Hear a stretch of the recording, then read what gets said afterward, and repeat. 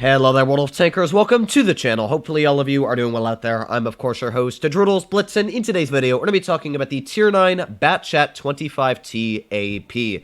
Now, this, of course, is the Tier 9 auto-loading light tank. A very strong tank if it is played correctly, because, of course, lights can be very good, but as well fall apart very, very quickly. And in today's video, I'm going to be doing a full down review on this tank, and also telling you why I personally feel that tier for tier, it is way stronger than the Batchat 25-ton, the tier 10 light tank. Now, the main reason why I do find it a stronger vehicle is, yes, while it does have way less armor, it also has the exact same clip. Now, it does have less penetration on the premium, and as well the standard's a little worse. However, to counter that, it's got the same exact clip damage, so it can still deal 930 average damage in, granted, you know, about half a second longer unloading the clip, but really, that's not too much of a difference, judging that this tank can meet tier 8s, where the Batchat is always meeting tier 10s, and even if this tank meets tier 10s, it's not the worst thing in the planet. It's still mobile, still got a great camouflage rating, and it's actually a very, very versatile tank. So in today's video, I'm going to be doing a full down review on this vehicle. As always, if you enjoy it, you want to see more like this, please let me know in the comments down below, and I will be sure to follow up. So let's get straight into it. This is a tier 10 match, of course, and I am on the bottom. It's not like there's just a couple tier 10s yet. This is one of the worst matches you could get, so we'll see really just how tough the Batchat is. Now, first of all, we'll start off with some of the issues. As I said, the penetration is a biggie. Sitting at 244 on the standard isn't bad, but the premium only at 270 is really terrible. That means that trying to penetrate the superstructure of a vehicle like the E100, meaning the turret cheeks, yeah, you really can't do that, where other tanks you easily can. Now, getting through the side armor, of course you can easily do that, like that perfect shell onto the side of the T22 medium. So that's a good example to show that, yeah, the gun can still easily cut through armor just like you normally would on the standard. In fact, I think it's very close to what the Batchat's is, the tier 10. So let's see, we got the T92 pushing off to the side. I don't want to be detected just yet. We can maybe snap a shell into the T92. There you go, nice snap into him. I don't know if we're going to be able to get another shell out. Oh, we're probably going to get hit by that T22.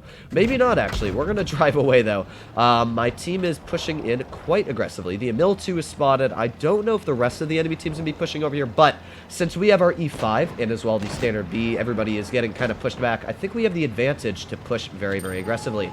Now, the tank I want to take out is, of course, the T22 medium. This is the deadly tier 10 medium that we all hate going up against. This vehicle is the one that everybody on my team is going to fear, so why not clip it out? There you go. That was 900 damage. We fired all 3 shells standard and easily penetrated them on the T22 medium. As I said, the penetration of this tank, while it isn't the most, is still plenty to get through your average tier 10 medium. So we got the T22 doing a good job side scraping. However, we're going to get 1 shell into his frontal armor. We're going to fire 1 more. There's our second, and of course, let's load a premium shell just to make sure that we can penetrate that third, finishing off the T22. Good job right there. He even stuck up his gun to salute. Now, with the hoe refiring, we're going to push in. Now, you can see that it is still hard to penetrate a vehicle like that, but the premium is just enough to cut through frontal armor that is quite thick. So we got the Emil 2 actually all the way in the back, who I would love to try and shoot at, but at the same time, I got to be very, very careful. We got the Hurry just, oh, I thought we were going to be able to get that shell out, but unfortunately doesn't look like that yet. We could aim it at the roof, and there you go. Nice tap over matching the roof armor of the Hurry. With it poking like that, we can get 1 more shell in using that good mobility of 20 kilometers per hour in reverse to reverse faster than this Hurry is accelerating, and this isn't too bad. We're just playing Ring Around the Rosie, and I'll just climb over the hill if he tries to, you know, come around the corner here, so not too bad in general. Now we can use our quick clip reload. There you go, get 1 shell into the side of the Hurry, and let's get that second one, finishing him off. Ooh, don't want to get hit by the Emil, though. Of course, if the E100 hit me, it would have been a much higher alpha, unless it's a stock E100, but not expecting that too much, yeah. So the E100 did not hit me, but he is very, very healthy. Now, the Emil, there is the Emil 2, spotted out in the open.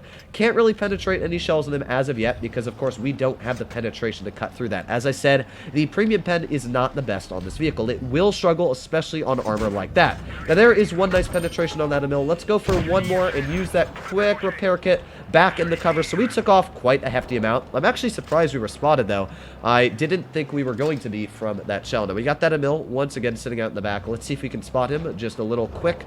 Oh, actually, I don't think he's there anymore, which means that we might be able to catch the Emil trying to go towards his teammate. There you go. Nice step once again into the side of that Emil's armor, instantly reloading that clip as quickly as possible. Now, the issue right now is that I don't really have a teammate that is supporting my teammate. The T22 medium over here, he's trying to help, but he's not doing necessarily the best job at it. We're going to reload our clip as quickly as possible. Let's once again use that good mobility this vehicle has, try and squeeze our way through here, but bit of an issue as we have now put ourselves in a very big issue spot. So let's just get that one shell into you, back up as quickly as possible. There you go, nice clip, 4,800 damage now.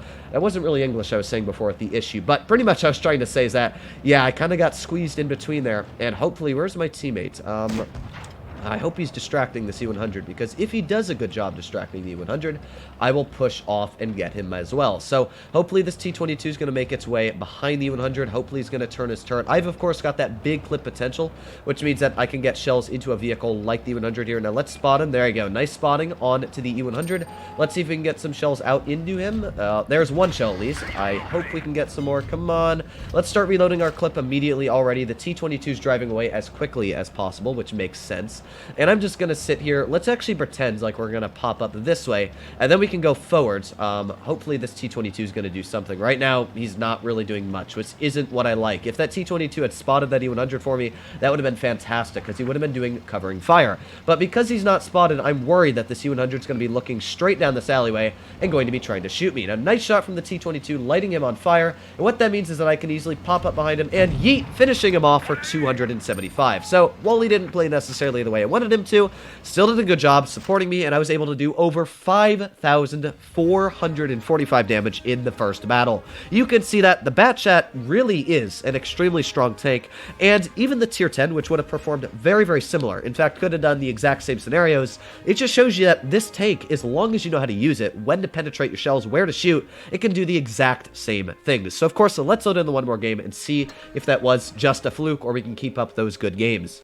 I can say the great thing about this tank as well is that unlike the Batchat 25 ton, where you're going up against tier 10 vehicles every single game, as you can see, this battle, I'm not up against tier 10s, which means that I'm very, very strong, way stronger than a Batchat would be against tier 9s, because these vehicles don't deal nearly the same amount of, well, as I say that, we got an ISU and a T-49 against us, but in general, most tier 10s have higher alpha guns. Like mediums in tier 10 are dealing 350 average, where most mediums in tier 8, sorry, I had to cough there a little bit. I will say I do have a little bit of a cold, which I'm not too happy about. So my nose is a little bit runny, and if I do cough, I'll probably just clip that out in the video. But as I was saying, tier 10s have a lot more alpha usually than tier 8s, which, you know, should stand true. So when I'm playing up against tier 8s, it's a lot easier to not only pump out shells, but as well, your clips help out a lot more, because tier 8s aren't sitting nearly at the same amount of hit points as a tier 10 vehicle is. So I'm going to push into a very aggressive position, which is right across the water here. This gives you nice shots on a vehicle like the T-92E1, or that's not a T-92E1, that's a T-95E2, but as you can see, there's 2 shells into his tank. Even if he hits me, I'm not super worried, because that's 3 shells into his vehicle, and taking pretty much all of his hit points away in a singular clip. As well, I'm covered by this rock here, so hopefully the enemy team should not be able to push on to me, but we got an undetected shell that hit me there. Not a big fan of that. I'm going to drive away. I don't want to be hit by undetected shells, of course. That would be the standard B, actually. Not super fond of that. Not sure why they have a camping standard B, but we're going to drive away. We also got the T-49 chasing me, who might be able to get a big HE into us, but we're going to try and play this correctly. Oh, he hit us, but we're going to hit him back, finishing off the T-49. So, not really sure what was going through that guy's mind, but nonetheless, we're still alive, done already 1,600 damage, helped out our team. We've taken out pretty much 2 vehicles with our clip.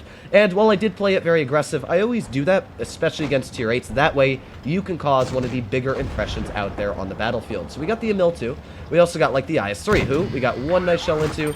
Not sure if we're going to be able to shoot him again, but really, I want to help out my teammate with the Kampfpanzer 70. I know he's got a very, very long reload, and as he just fired, we should be able to push him now quite aggressive, helping out our team once again. So we also got the Emil 2 off to the side. Now with this Kampfpanzer, I'm just going to try and push off here using that good mobility. Let's get behind him, of course. There is going to be a second shell, and with our turret traverse just, reload. I was about to say, with his turret traverse just not being quick enough, we were easily able to out-reload him and get our final shell in. So, as you can see, this game was easy. I was able to push very aggressive, and even though I did get hit a lot, I was still able to do a very solid amount of damage, and now I'm just going to push on the standard B. Even if he hits me, I'm not super worried, because we're going to get out a very nice amount of damage in this game. So there is 2 shells, and let's, of course, get the final... Ooh, actually, I guess we're not getting the final shell out, but nonetheless, 3,445 damage. So, pretty solid game played for the Batchat 25T, and this is what makes it such a strong vehicle, is that we literally fired, what was it, 4 clips? Yeah, 12 shells shells came out, and we were able to do 3,400 damage. I absolutely love this tank. It's super flexible, and because of that, I would definitely suggest that if you wanted to grind on the Batchat line, this is a vehicle that not only helps you learn the fundamentals of how to clip, especially with that bigger alpha, but as well learn some of the mistakes you'll make playing up against tier 10s that you'll need when you make your way up the line to the Batchat 25 ton. So as always, if you enjoyed today's video, please consider smashing that subscribe button down below. But other than that, hopefully all of you are doing well out there. Stay happy, stay healthy, and I'll be seeing you in the next one.